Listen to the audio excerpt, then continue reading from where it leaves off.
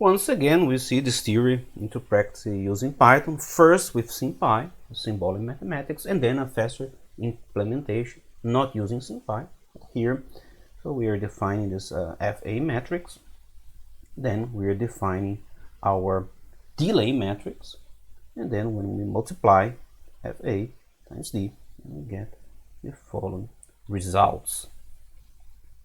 Now, there's a faster numerical Python implementation, so we will use the function polymath mode that we've seen last time. It's multiply two polynomial matrices, array and B, which each matrix entry is a polynomial, and those polynomials entries are in the third dimension. So the third dimension can also be interpreted as containing the 2D coefficient matrix of exponent z to the power of -1, as we've seen before. So now we are defining n equals to 4. Here we have our FA matrix.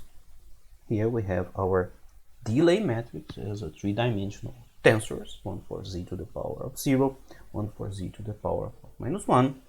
Then we will multiply this polyphase matrices, this polynomial matrices, using this function.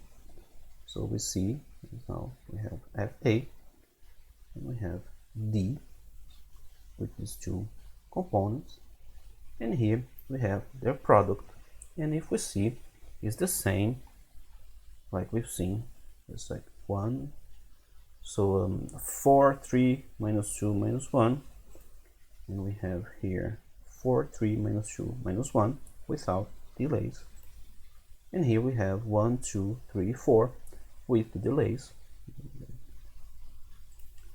We have 1 z to the power of -1, 2 z to the power of -1, 3 and 4, and we have the same results. You see that the first matrix is the coefficients matrix for z to the power of z to the power of 0, and the second is the coefficient for matrix z to the power of -1, so z to the power of 0, z to the power of -1, and we see that this result is identical to the calculation using symbolic mathematics.